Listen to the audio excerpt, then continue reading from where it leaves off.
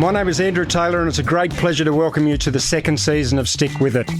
Last season we had the fantastic host, Mark Hoffmeyer.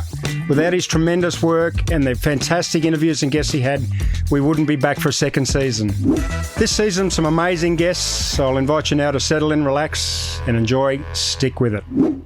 Welcome back, listeners. It's my very great pleasure today. It's a real coup to welcome Captain Wayne Kearns, retired, former Deputy Chief Pilot of Qantas Airways. Correct. And AIPA President. Correct. Welcome, Wayne. This is incredibly exciting. Thank you very much for your time. Pleasure.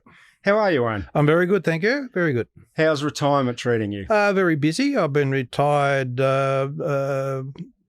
since 2008. So what's that? Really? 17 years. Holy smokes, really? Yeah. I will start this conversation off by saying that I never had the pleasure of Mahogany Row, of Captain Kearns' office bringing my own Ice Vivos or Lamingtons or Tim Tams at the time. So I never had that pleasure. So this is actually the first time I've had the chat with Captain Kearns. So I'm looking forward to this one. I'm a lot more relaxed than I would have been in my heyday when Wayne had a lot of power in Qantas. Yeah, well, no one ever got biscuits. Did you get any biscuits? No. They didn't bring them for you either? They abolished tea ladies by then. So it was just a comfortable chat amongst friends? Just a chat. And my aim was that once we had the chat, the matter was closed. Yeah. So I'm sure Flight Ops management's very different to what it was in your days. But so there's a couple of things I'd like to talk about. Well, there's hundreds of things I'd like to talk about. But can we go back to 1981? So as a former president of AIPA, which is named very proudly on our past presidents and life members boards in our AIPA office. So we're very proud to have you with us today and have your involvement.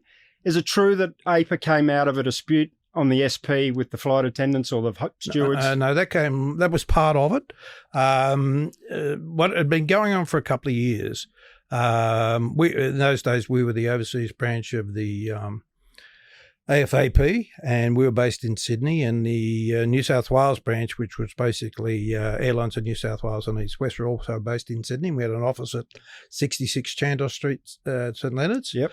And they'd go down every month to the meetings down in Melbourne, and the meetings would be dominated by the voting structure, by all the people who were employed by ANZAC, because it was based on a state, and ANZAC had a branch in every state. Oh, I see. And TA had, they were in Brisbane, and they were in Sydney, and they were in Melbourne as well.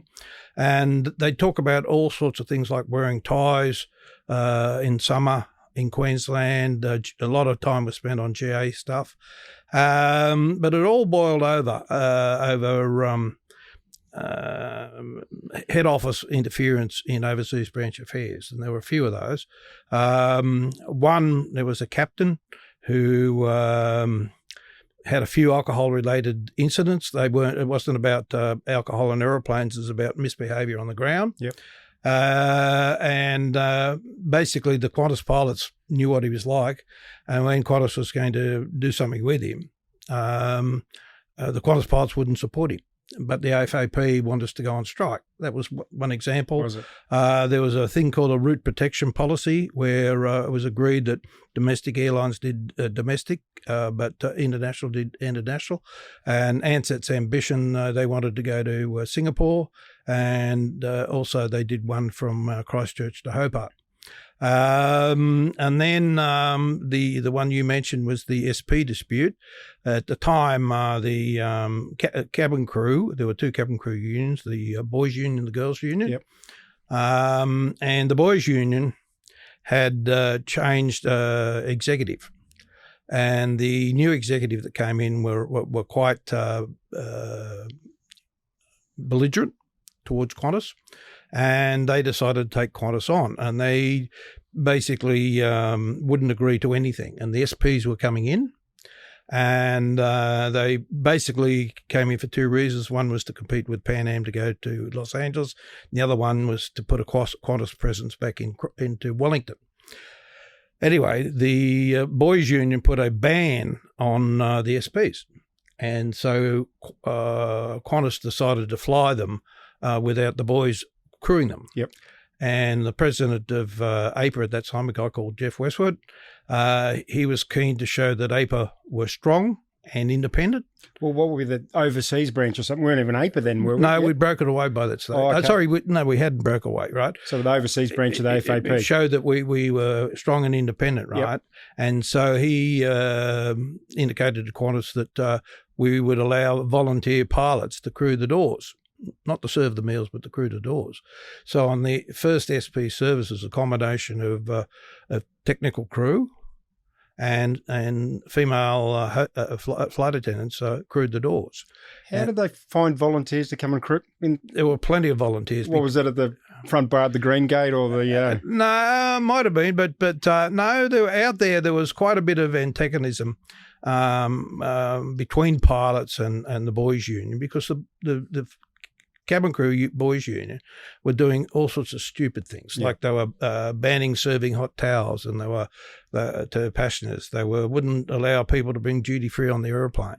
When we started the LA services, they reckoned everyone was going to die, so they had all the boys lining up peeing in milk bottles in LA to show that they were fatigued when they arrived there. Whereas our approach was, hey, we'll do it. Just give us the money. It's coming. It's coming. Right? Yeah. And so there were a lot of pilots that were supportive of Qantas in their initiative. But the AFAP hierarchy were very condemning of the Qantas pilot group. So eventually it boiled over enough where we had a lot of general meetings, and there were enough people voted to break away. And was that a real coup, like that happened in the middle of the night type thing where... Or that it had been, as you said, brewing for a fair while? It had been brewing when Dick Holt was the president of the AFAP. He was experienced and smart enough to be able to put a lid on it. Yep. But once he sort of got out of the picture and went into the background, the new guys that came along were the sort of people that put fires out with petrol. Yep. And whatever they did just inflamed it. And then eventually it was time to go. And, of course, those listeners and viewers may not know who Dick Holt was. Dick was Captain Robin Holt, retired, Captain David Holt, yes. And Second Officer Will Holt's father and grandfather, wasn't he? He had about, I think it was 9 kids. 10? 10, was it? Yep. Yeah, about 10. 8 boys and 2 girls. Yeah, a couple of them were prominent in the Brisbane medical scene. Yep, absolutely. And, but he was a big figure in the 70s in the AFAP. Yeah. And so Dick had been managed to keep the overseas branch and the domestic guys under one big happy family. Yeah. Well, keep a lid on it. Somewhat, yeah. So then 1981, AIPA was born. Yeah, we broke away, yes. And was that on the back of an envelope and a few manila folders? No. It's a funny story about that. Of course there would be, that's why. Westwood lived down in Caringbah. Okay. And over his back fence was a judge of the New South Wales Industrial Court, a guy called Jim Mackin. Oh, because I've read the history you suggested I read, so now this is putting some detail to the history, okay. So Westwood and Jim Mackin used to talk over the fence. And Jim Mackin's brother was Tony Mackin, a Melbourne-based barrister, who was pretty skilled in industrial law. So they came up with the way that we could break away was to form a New South Wales registered trade union. Yep. Break away into the registered trade union. And go from there. Now, to do that, you had to get the union registered, was the first one. And the second one, there were a lot of people that weren't sort of really industrially involved, were worried about the loss of licence insurance. So is that the MBF we're still talking about now, Wayne? Well, what was the MBF? Yes. Yeah. And in there, you contributed your loss of licence money to the MBF. But once we left, the fear was once we left the AFAP, we wouldn't have that loss of licence coverage. And we'd already had one failed attempt at insuring loss of licence overseas. Yep. It wasn't very successful because a lot of people had a lot of exclusions. And so Westwood, to his credit, he had a very good relationship with the then Qantas Chief Executive, Keith Hamilton. And so we got an agreement with Keith Hamilton to underwrite a new loss of licence scheme for the Qantas Pilot Group. Yep. And also to agree to a common law contract for our industrial coverage. And Keith Hamilton agreed to both of those.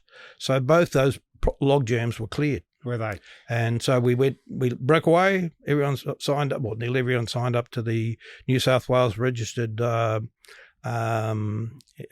union.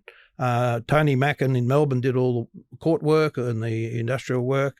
A new loss of licence scheme was opened called the Voluntary and Contributory Scheme, which was a mirror image of the AFAP MBF. And we had an insurance company in Sydney do the underwriting on that insurance. So the AFAP probably liked us even less because we were New South Wales registered and they were good Victorian trade unions. Well, they fought us in the court. Did they? I mean, one of the ironies of it is the AFAP's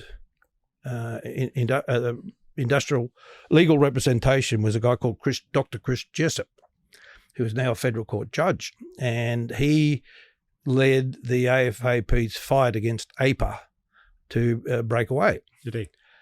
When we did the legal work for the integration agreement in 1993, at that stage I was at Qantas, and we retained Dr. Chris Jessup to be our representative. I will get to the integration agreement, but I'm interested just in this little 80s period. We quite often get now, even 45 years later, AIPA's too close to the company. I know where that statement comes from. Do you remember? Well, Rick Fitzsimon's father was the president of the AIPA. Well, I didn't want to use that name, but seeing you... No, Rick's happy to talk about it. Well, absolutely. In my opinion, and I've got the documents to show it and back it up, a nice bloke across the table, right? He was one of the guys running around with buckets of petrol. Yeah, he was telling everyone that we were too close to the company. That's right. And now they're still using it against us 45 years later. So, well, that's right. And I mean, it's the argument that union AIPA people are too close to the company is, in my opinion, is just rubbish, because you've got to have a good working relationship where the AIPA representatives and the company representatives respect each other. Yeah. Part of that is because the people at AIPA have decided that the Qantas management was the enemy. And whilst they were all the people that held all the tools and the money and the gold, as I used to call it. Absolutely. If you got on with them and they understood what you were trying to get at, they, in my opinion, they weren't the enemy. I just want to go back very briefly before we go forward. So as a new pilot in Qantas in the 70s, flying with all those World War II blokes, and they were blokes, there was no women in Qantas until 84 that must have been one, interesting, and two, incredibly difficult and challenging. Those guys had a fair bit of past history with aeroplanes, didn't they? Yes, but there was a handful of tyrants. Yep. But you knew who they were and what they did and how they tried to exert their authority. But most of them were just genuinely lovely guys. Were they? I mean, one of my interesting things I used to do, I used to record the Sydney Anzac Day March, then watch it on replay and look at how many people I could recognise. And these are blokes you'd flown with? They were returned servicemen. But unfortunately, they've all gone. Yeah, it's incredible. Well, you are the keeper of history as well, aren't you? This is one of your retirement passions, I guess. Well, it is. It's I didn't throw very much stuff out, especially in the last 30 years, because I've always believed it would come in handy somewhere to keep the record straight. And it does. It gets used lots and lots of times. All the time. So, and it's interesting to go back into too. So how did Jeff Westwood, our first president, and then how did you end up becoming president? Was that a tap on the shoulder or you were very ambitious to be king? Or? No, quite the opposite. No, what happened was a group of, you referred to it earlier, but a group of us who were very young second officers in our 20s used to go to the Greengate Hotel in Killara. Absolutely. And after about 8 years after stagnation, we decided that if our pay and conditions were ever going to get fixed, it was up for people like us to fix it. Yep. So we decided that the overseas branch was actually the problem. It wasn't Qantas. What would happen, we'd put all our ambitions in our log of claims. And when they got to the negotiating table, they said, we've got to cut the log of claims down so all the second officer things can go. And that's because it was a captain's union or the... captains and FOs. And there were a few SOs on the thing, but they sort of, not much sort of got achieved for second officers. And flight engineers and navigators? They weren't in our union. Okay. But the second officers at that stage, we were way behind the 8 ball on many, many points. And you held a type rating, a panel rating, a radio operator's license, all these things. You weren't just a cruise pilot, were you? No, that's true. But we used to get our loss of license was inferior. We used to do training days where you didn't get paid. Our pay rates. There were people who were ex Royal Air Force who got a personal differential of about $9,000 in 1970 terms, more than someone that had come in from GA. Did they? Who were on much lower hourly rates. Yep. And so we thought we needed to do something about it. So we decided to take Jeff Westwood on, who was the chairman of the overseas branch. And to his credit and wisdom, he solved 2 or 3 of the major ones, right? But after that was all over, he rang me up and he said, now Motormouth, get in and put your money where your mouth is. So I joined I wasn't interested in being on the committee, joined the committee. And as soon as I was there, he gave me a job and I was in charge of accommodation allowances for about 3 years. And then Jeff got rolled by Barry Roberts in a coup. And anyway, that year was a year in the wilderness, which is a subject of its own. And then Jeff came back that was at the end of 1983, and he asked me to come back as his vice president. And so I came back as his vice president at the end of 83. Basically, I got the job of doing most of the industrial negotiations and things like that at the time, and there was a lot going on. And then I was prevailed upon by people in the executive who said, it's time for Jeff to go. Yep. And I said, well, I'm not interested. And they said, well, he's got to go. And if it's not you, it's someone, you're the only one that can do it. And I said, well, I'm not going to do the numbers and counting. If someone wants to come and show me the majority of the committee don't want Jeff, I'll think about it. Yep. Anyway, they came back. There was 40 on the committee, and they said, we got 38. We know Jeff's not going to vote that way. And the other guy keeps changing his mind. So anyway, we went and the other vice president, John Jensen, and I went and had a meeting with Jeff up at the Intercontinental Hotel. I always remember it, walk in. I was nervous as a cat on a tin roof, right? And Jeff's there and he says, okay, when do you want to take over? And I said, well, why don't you say you decided to retire? And then once you do that, I'll take over then. He said, good, settled. Let's go and have lunch. So you remain friends with Jeff? Oh, yes. Yeah. Yes, always remain friends with Jeff. There was never any bad feeling over the thing. So anyway, I was president for 3 years and I'd avoided kept us out of the 89 domestic pilots dispute.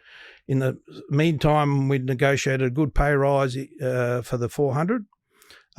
We were the only airline in the world that got a pay rise for the 400.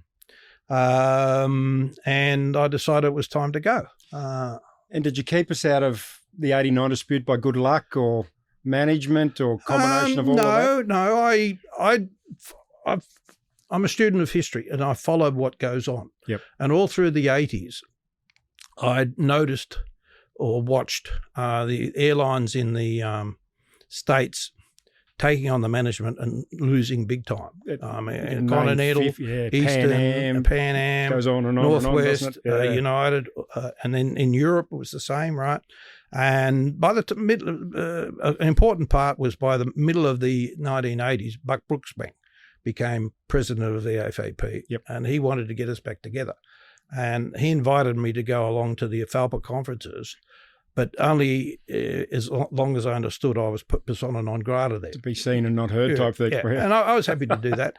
But what that gave me a chance to do was in the bars was to talk to all the other pilots from the other unions around the world about their industrial tactics, their ambitions for the 400 and all that sort of stuff, right? And in that same era, Ronald Reagan had sacked all the civil air traffic controllers in the US. Yep. And here in New South Wales, Devil Rand had isolated the coal miners. He'd isolated the tanker drivers and the people who worked at the oil refinery at Kurnell. So I thought that there was, with the Labor government backed by the ACT, there was no way in the world we're ever going to win that. Were we? The win was never going to take place, but the AFAP decided that they were going to take them on. Did you talk to McCarthy and Co? Yes. They picked up the phone and they said, Wayne, what do you think? Or... Oh, no. Well, more than that. Oh, did they? We talked about it, and it was I think it was April, and I'm not a big AFL fan, but there's a famous day in Melbourne in April where I think it's Hawthorn and Essendon play a big match, and it was in those days they had Waverley Park. Yep. And anyway, they invited me down to go as their guest. Wined and dined by the AFAP. Wined and dined by the AFAP. Wow. And in those days, to get to Melbourne, staff travel, there was a 747 went down early in the morning. Was there? And I think it left Sydney at 7:30 or something. So I got that. The TA Vice President, Noel Holt, picked me up at the airport. He took me out to his place where other people met me. Then we were in this minibus that went all around Melbourne picking up various members of the AFAP executive, and they picked up a TA management pilot as well. So anyway, we eventually get to the VIP, one of the VIP rooms at VFL Park. Did they have VB on tap? Yes, it is Victoria. Okay. So it was, that wasn't bad. Too bad then. Yeah, Victoria. Anyway, so when I get there, there's the Ansett AFAP executive people. There was the AFP executive. There was the executive director of the AFAP, Len Korsch, was there. And I thought, this is everyone who's who in the aviation industrial scene in Melbourne. This has come to watch the footy with me. He watched the football. And anyway, they talked. Brian McCarthy was there. He'd just become president. Yep. And he was the only one that supported Hawthorn. The rest were all Essendon people. So anyway, we went to the football. The football was over. We had lots of beers there. The bus did the return trip, and we ended up at a guy. His nickname was Bluey, but he was the TA scheduling rep, and it was his birthday. So we went to his place for the party.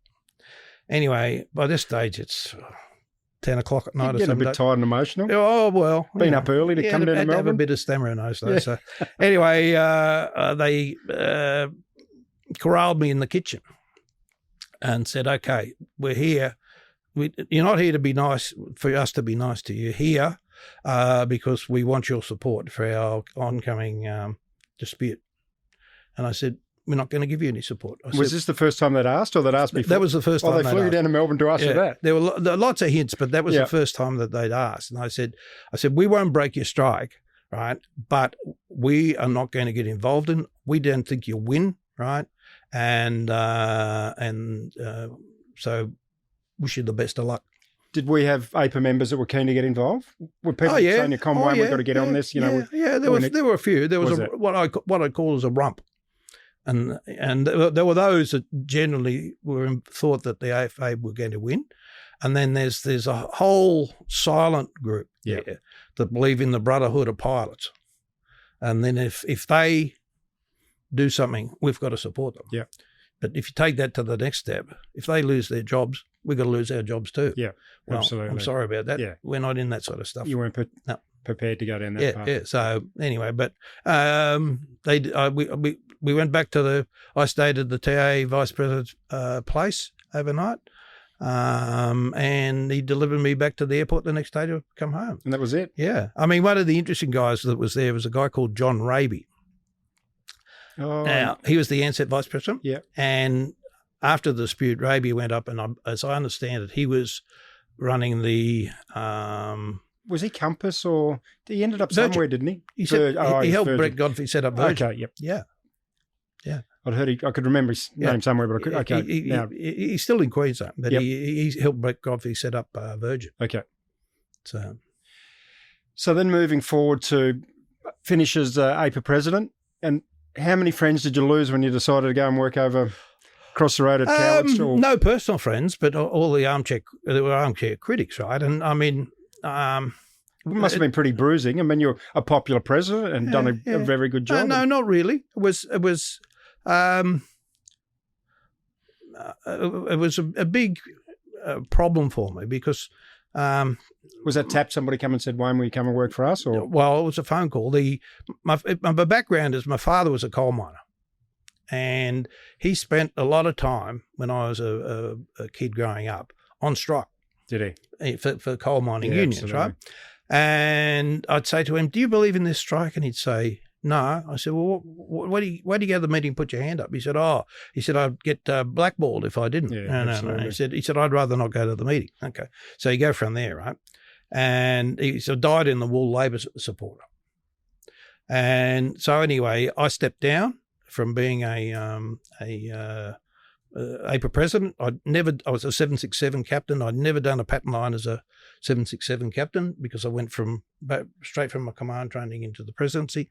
And then about 4 days after I retired from the presidency, Roger Carmichael, who was the deputy chief pilot, effectively, rang me up and he says, "I want you to come and work for us." And I said, no, not interested. Anyway, after about the 12th or 13th time, leading over about 6 weeks, I thought about it and I thought, well, wait a sec, there's a few things that I didn't finish off or didn't achieve while I was AIPA President. This might give me a chance to finish those off. So eventually I said to him, yes, I'll come for a while and see what happens. And anyway, he said,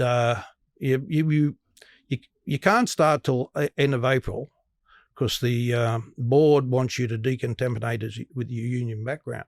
I said, I start in January or I don't start at all. Well, wasn't the whole argument always you've got so much information, you need to take that with you? But here the board was telling we don't want that. We want you to come clean. Well, I didn't have any secret information. No, I mean, my view in all these things, right, is Roger would have identified me over my 6 years negotiating, right?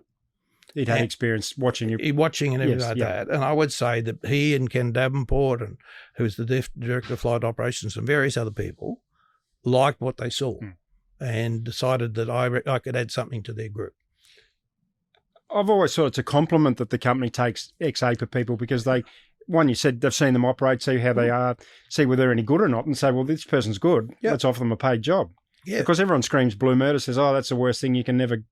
that's a different argument completely. Well, I was never...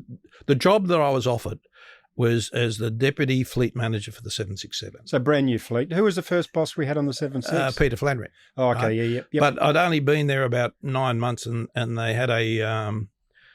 consultants come in and they had the night of the long knives and they had to cut down the number of management pilots. And what happened was Peter left and I became the fleet manager, right? So that was okay. Peter and I are still friends. We still meet at WWII for lunch. Yes. Quite regularly, right? Peter never took it personally, right? And anyway, about a year later, they had another night of the long knives and they got rid of Peter Whitehall, who's probably the equivalent of Doug Alley these days, right? I don't know. Who was the guru on industrial stuff within flight operations. Just stuff. Yeah, stuff, everything, right? Yep. He saw all that. Yep. And they got rid of him, right? And a guy called Ron Cole, who was head of planning and scheduling, replaced him. And in yet another round, he left too. And no one was doing the industrial stuff. No one, right? It was just there. And stuff had ended up ending at my desk, right? And I said, by that stage, we had a new chief pilot, Ray Heiniger. So and I said, you need to get someone to do this, Ray. And he said, oh, you can do it. So at that stage, I sort of by default, I took over doing all the industrial stuff for flight operations. Because the 76 was a growing fleet, heaps of training, new two pilot, all that things. That was a massive job in itself, wasn't it? Yeah, well, exactly. And there was lots going on. Yep. In the big picture, et cetera, et cetera, et cetera. And so, I mean, I did all the industrial stuff from then, which was probably about 93. Yep. And it wasn't until Ian Lucas became chief pilot. I was his deputy, and we went for one of these management love-ins up at the Blue Mountains, and you had to get up. We had this after-dinner meeting, and you had to get up at the after-dinner meeting, which included all the ground staff reps, right? And they said, go around the table, what's the greatest danger to flight operations? And they went, all the usual stuff, global warming, et cetera, et cetera, et cetera. And when it got to me, I said, well, the greatest threat to flight operations is if I die or get run over by a bus. Yeah, there is. And they all fell off the floor laughing, right? And they say, well, why do you say that? I said, not one of you people here can take my place doing the industrial stuff. I said, you could all take my job as the fleet manager, right? Do that. I said, but there's no one. We need a ground staff guy because I'm going soon. We need a ground staff guy to come in and do that, take that off me. And it doesn't belong with a pilot anyway. It belongs with a ground staff guy. And within 6 months, we had a ground staff guy.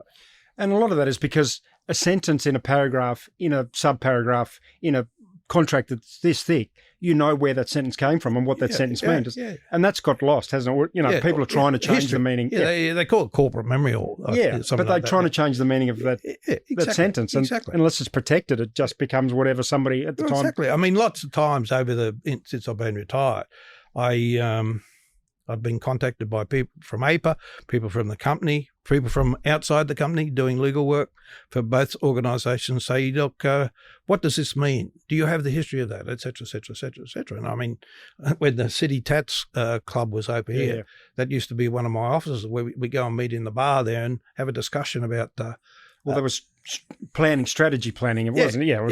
And you'd have it. Say, well, here's the bits of paper, and this is what it means, and that's where it comes from. Yeah. So yeah. When I joined in '96, I distinctly remember walking into the boardroom for my panel interview, and there was David Hales, and there was 3 other captains, and it was the most scariest thing I ever did in my life. I'd flown down from Horn Island.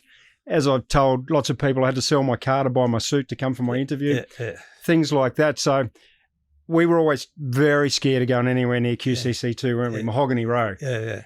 Was that a reasonable comment to make? Do you reckon should have been frightened being up there? No, there was no reason. If I turn my mind to it, right, I can only think of 1 or 2 pilots that got sacked, and they were over misdemeanors, serious misdemeanors, right? How many did you protect is a better way of putting it? Oh, well, there was many, right? Lots, and as I say, I used to write them.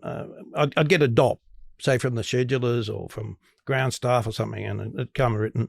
So I'd write a note to the person, come and see me. Yep. That'd go in our mailbox. We used to go up to work and sign on, and we had a key with a mailbox. You'd open it up, and thankfully I never got any of those letters, so I was pretty happy about that. My approach was, I hope they came without representation. To come and have a chat. I'd show them the DOB. I'd say, what do you got to say about that? And some would say, guilty as charged. Yep. Others would say, no, that's not the way it happened, right? What happened? Yep. And tell your version, right? Okay, then you sit down and say, was his word against theirs? And to finish that off without sort of prosecuting the matter, you'd say, well, only you know what happened. How about we close the matter on the basis that if it did happen, and I'm not saying it did, it won't happen again. Yeah. Happy to do it on that basis? Finished, matter closed, that's all over. That was, as far as I was concerned, a perfect result. Did you have many frequent flyers or visitors? A few, yeah. There was a few, probably maybe 5. What's the strangest or the strangest explanation you had to pass up to your bosses of something, or a story that may or may not happen and got Kearnsy to cleaned up? Well, I tried to make sure not much went up above me. Yep. I tried. I mean, that didn't mean I was evasive or keeping stuff hidden. But as you said, if you could handle it, you'd handle it. That's right. You're paid to manage, so that's what you did. But, there were, I always remember one case, a guy came in and he said, he was a captain, he came in and he said, I want you to take all my long service leave off me. I said, what? He said, will you take all my long service off me? I said, I can't do that. And he said, I said, why do you want that? He said, I'm going through a bit of divorce. And he said, I don't want to get half of that as well. He was going to hide his... He was going to, well, he wanted to write it off. Yeah. He was He didn't want to give it to his ex-wife. He was prepared to forego half of it rather than go to his estranged wife. And I mean, that was one. I remember another one. When I became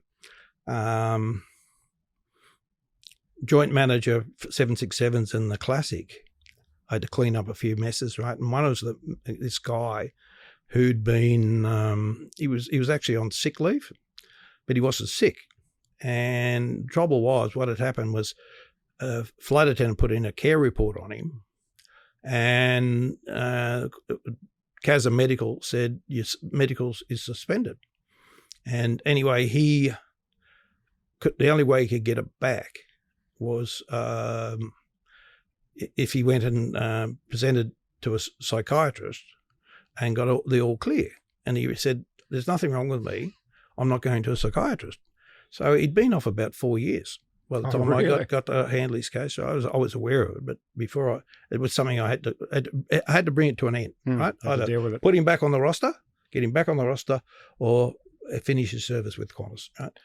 Anyway, so I spoke to Ian Morrison, who spoke to CASA, and we conjured up this scheme where we're going to present a list of a dozen people, doctors in the world, who could examine him, and when they said he's okay, CASA would accept that he was okay. Yep. Right? And there was no doubt in my mind that he was okay. Yep.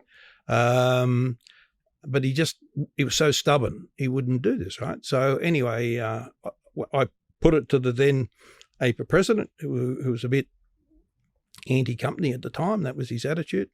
And he agreed that was a good way forward. He came in with this fellow, and we put it forward, and he sat where you're sitting, and he just refused to do it. He said, I'm not going to see a doctor. I said, do you realise that if you maintain that position, I'm going to have to terminate you? This is the end of the road. Right. You're finished, and you have to go and find a career somewhere else. He said, I'm not going to see a doctor. Anyway, the AIPA President turned around and he sort of dressed him down, telling him that, listen, he wasn't really thinking straight. Anyway, he got terminated. And because he wasn't on sick, he wasn't sick on sick leave. Basically, he'd got about 3 years' pay that he wasn't entitled to. And anyway, we had to work away over that because he had Don Gray in his case. So, did he? Yeah. But anyway, we got there. What about strange phone calls in the middle of the night?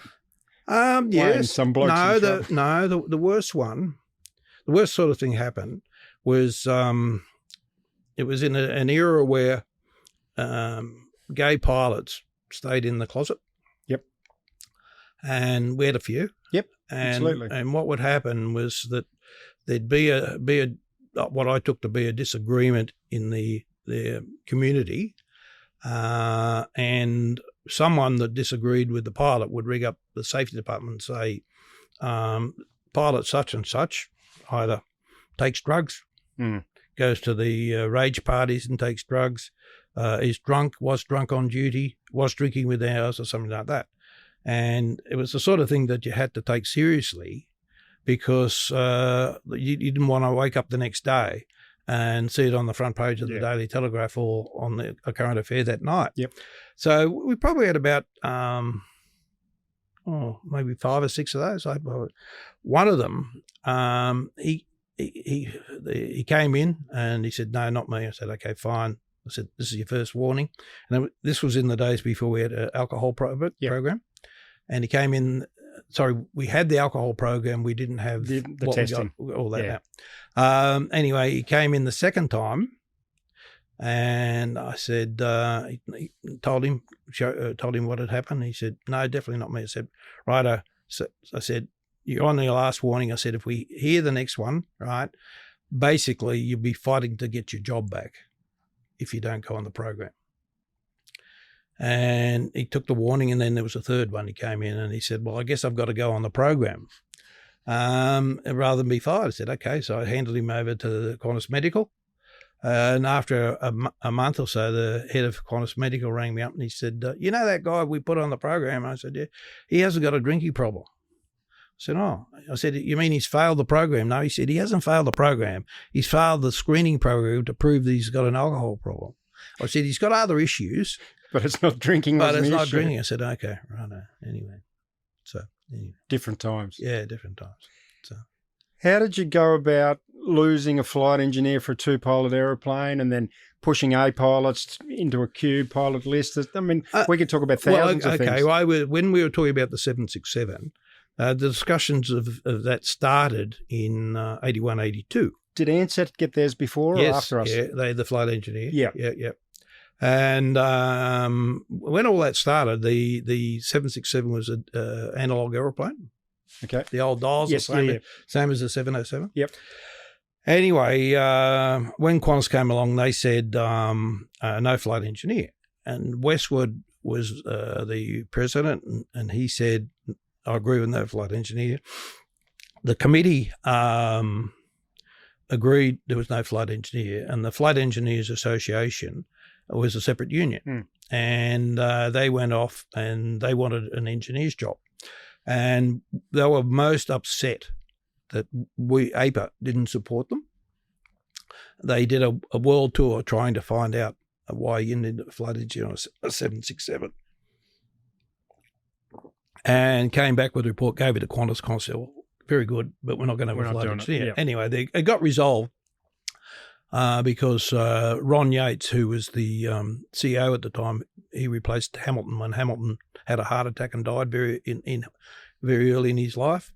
And he was an engineer, and they did a deal with him where they call 5N, which is the guaranteed jobs for life. Yep. I know the guys are on that. Yep. And when the last flight engineer went, there was only one that went to 5N, and he got so bored he eventually quit. But they had 5N, right? So we got the 767 without any flight engineer.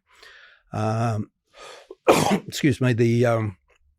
When Westwood got rolled in 83, the opposition, if you like, or the alternative government, they supported the position no flight engineer as well. Did they? Yeah. Anyway, so then we get to the 400. And by this stage, there'd been a coup within the Flight Engineers Union, and the old guard had been rolled, and a new guard came in under Dave Heffernan, who he'd been involved in engineers' unions for years. But even though he was an older bloke, he had a very progressive outlook on life, and he and I got on very well, and we agreed that they could merge with us. That's AIPA. And he said, well, what about a flight engineer on a 747-400? I said, well, come for a ride with me and you make up your own mind. So on the 767, we used to do Sydney, Brisbane, Moresby, Brisbane, Sydney. Yep. So he came on that, and halfway around he said, you're right, Wayne. He said, there's no job for us here. No, it's done. And he said, what do you think? I said, well, I think what we should do is do a tripartite agreement with Qantas that involves engineer retraining. And I said, we'll execute a deed. We'll start off where every flight engineer will get will get an interview. They'll have a protected position on the pilot's seniority list, right? And then as they don't pass the tests, right, they'll drop off the protected position and the seniority list, right? And I think we got down to about 20 in the end, something of that order. And so the engineers themselves negotiated the conditions for that, but it was Dave and I that did the tripartite agreement and the principle. Before we talk about when we merged with Australian, I've been handing you for a long time about a pilot list from 1920. Yes. How close is a list of every Qantas pilot sitting in your shed? I would say up to the last, except for those for the last 2 years that have joined, it's about 99% complete. I'll have to keep hounding you because I'd love to see that complete list. Well, it's the hard bit is finding out the Christian names. Is it? Because all the paperwork just has initials. JE, something or other, FC or something. But if you hunt around, you can find what their Christian names are. And it was easy when I was in the office, right? But not being in the office, it's a lot of hunting around. So it's just needs that last bit. Yeah. Yeah. I won't let you rest on that one. No, it's there. It's there. So we had a fair bit of history with the AFAP. Then Qantas decides to merge with Australian Airlines. Yes. So that's two separate airlines and two separate unions again. The battle starts all again. Well, again, Ken Davenport was the chief pilot, and he gave me the job. He said, I'll give you the job of putting the flight operations departments together. Had it been successfully done anywhere, the Americans or the Europeans? In the management it had, but everywhere, including New Zealand, where two airlines merged, there was always a fight that lots of times, especially in the States, went into legal action, right? Yep.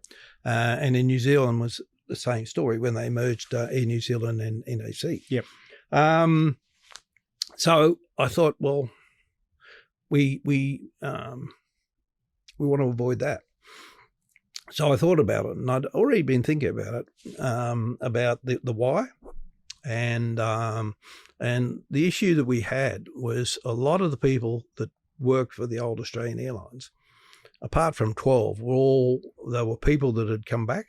They're pretty new joiners of Australia. And the rest were just people who just came from all over the place, right? And basically they wanted a datal seniority system. Yeah. Well, I was determined that wasn't going to happen, right? So I had to come. So I decided that the best way to do it was that former Australian Airlines aircraft are protected for them.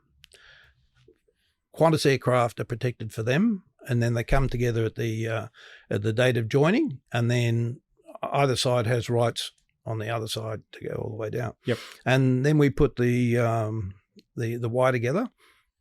It was funny as a circus, dealing after the dispute and the airline started up again. The Australian pilots were on a common law contract, which became an award. It was about a 6-page award. Well, they traded everything for cash, didn't they? Basically. No, they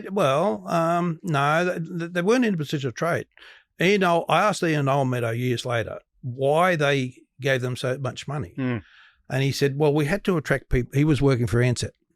And he said, we had to attract people back. So he said, they had so many little bits and pieces. He said, we added up all the money stuff, right? And we put that together, and then we came up with a sum, and we said, that's their salary, right? So they get their salary, and for their salary, it was like the long-haul minimum guarantee. Yep. And anything they do over that is an incentive. They got a premium. And there's no patent protection or anything like that. Yep. And he said, that's how we ended up with the figure. And he said, but the difference was before it was the maximum they got, and this was the minimum they got. So it underwrote what they... Yeah. And that's why the short-haul EBA had zero conditions in it. And here we are, 30 years later.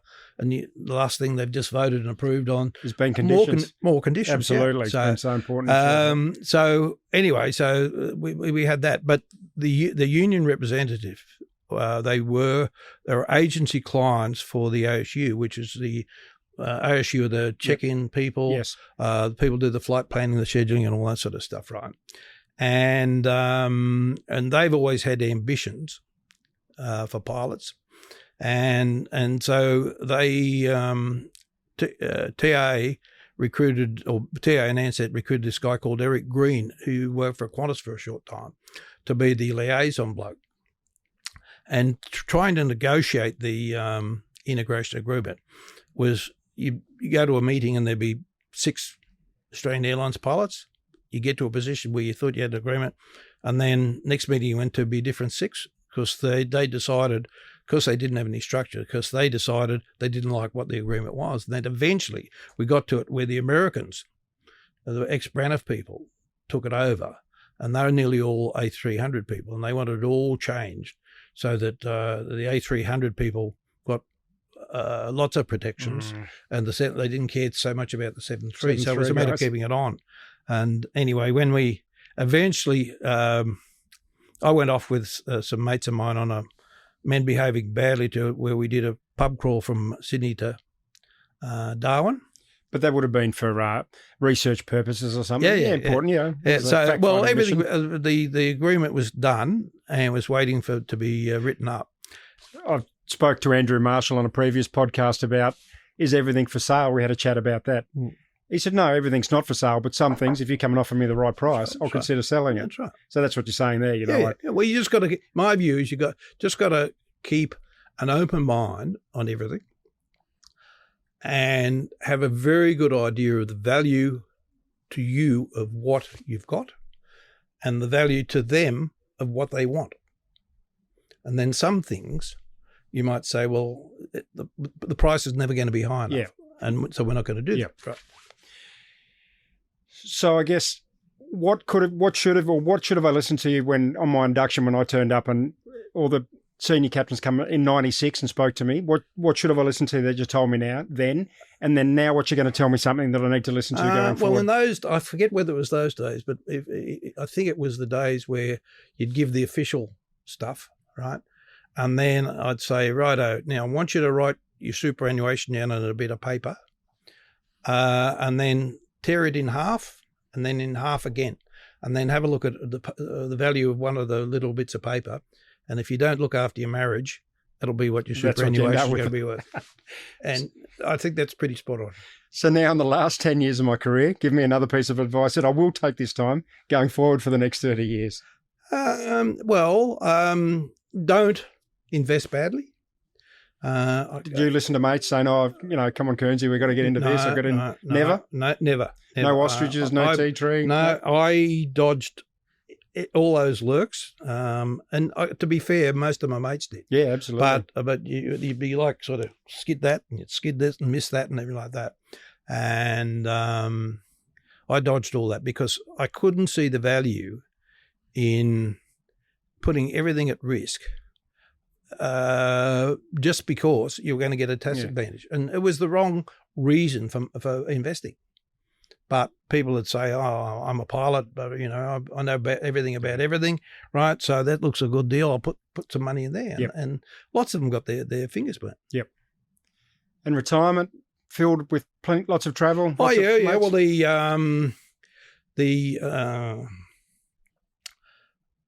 I just retired. Hadn't been retired for long, and AIPA rang me up and said, how would you like to come work for us as a consultant? I'll ask you that again. How would you like to come work for us for a consultant? Well, if I could be helpful, right? But come along and work for us as a consultant. I said, I hadn't thought about that. Let me think about it. And I thought, I really need to tell Peter Wilson I've got this offer, because if I take the offer, I wouldn't want the first time he sees me when I'm opposite on the other side of the table. Absolutely. So I need to tell him and tell him that I'm considering it seriously. And anyway, so I rang him and he said, oh, are you? I said, yeah. He said, oh, I didn't think you'd do that. I said, well, I didn't either. I said, but, And he said, will you come and work for us? I said, oh. So I had two offers, right? So I thought about it for a while. And in the end, I formed the view that the incumbent government of AIPA probably wouldn't take my advice on an industrial approach. And the lockout of 2011 proved that. And so I went and went for a consultant with Wilson. I worked for Peter Wilson. And initially it was for a year, but because of all the drawn out stuff that went on until the CWD, it turned out to be 3 years. So anyway, I gave that up. I took over as owners and chairman of the owners corporation, the block of units that we've got living in Killara. I didn't want that job either, but the two incumbents were useless. And then someone said to me, we're going to get rid of them. And I said, well, someone else will do it. And they said, no, it's either them or you. And right. So here's another one of these So jobs. I'm still there, 16, 17 years later. And then I was always interested in the Retired Pilots Association. I promised Norm Field that I'd keep it going when he couldn't do it anymore. He was the chairman, and he died in harness, so I took over. Well, that's been 3 or 4 years now, and we have a lunch, get about 40, 50 people along 4 times a year, which is good. So that's good. We do a lot of, my wife and I do a lot of travel. We've got a place up on the Central Coast that's we've had for 30 years. We usually go up there Thursday, Friday, Saturday, Sunday. Got 3 grandkids. Plenty. Yeah.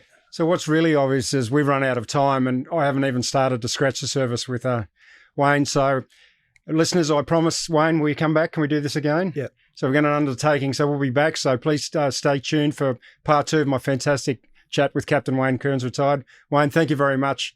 And again, thank you everyone for listening, and stick with it.